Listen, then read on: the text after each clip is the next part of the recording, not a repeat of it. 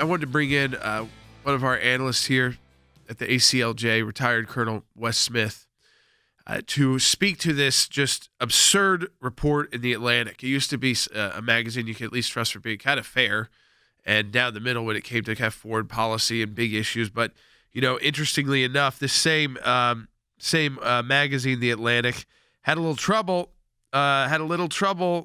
last month because one of its writers, claiming to be an eyewitness, fabricated a story about a uniformed cop shooting an unarmed black child and getting away with it.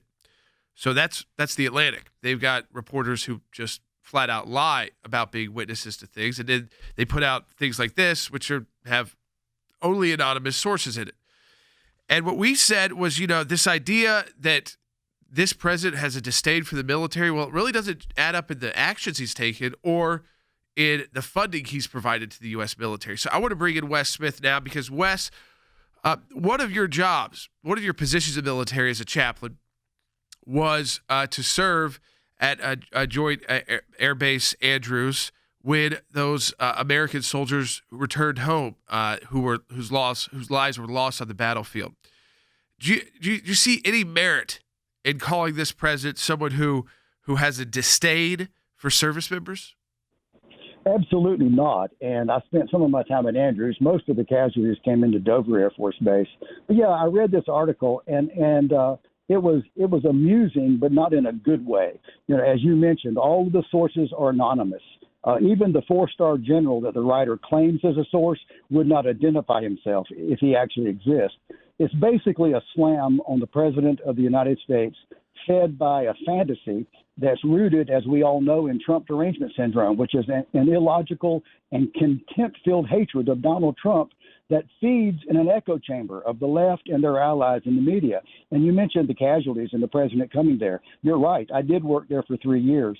And President Obama, the only time he came in my 3 years there, and it was just a few times, was when there were larger amounts of casualties and only if the media were present.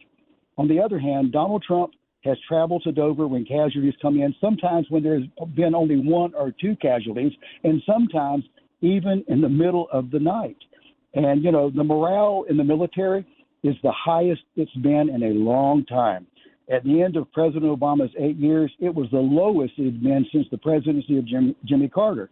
And there's a reason, Jordan, that morale in the military is so high. He has rebuilt the U.S. military, President Trump has, by increasing troop levels, by increasing the budget for the Department of Defense, by buying new weapons platforms, and for the last 3 years running, every year, military service members have gotten a pay raise. That did not happen in the previous administration.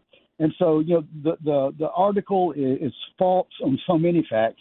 Not only are the sources anonymous, the one source that they actually credited was a White House staff person who responded to the writer of the article and point by point said that every allegation in the Atlantic piece was categorically false. And I believe that because President Trump is respected by veterans and by those who are still actively serving because he is patriotic. He does support the military along with law enforcement and law and order in general. And troops know that. And most of the troops are very, very thankful that Donald Trump is now the commander-in-chief. I think what you said there, Wes, is so important. That when you served at Dover, President Obama came a handful of times when there were press there and there was a lot of casualties coming back. But that that President Trump has come many, many times. Oftentimes it's just been maybe even one or two American bodies that have come back, sometimes in the middle of the night. It's not about the press. It was about honoring those Americans. And firsthand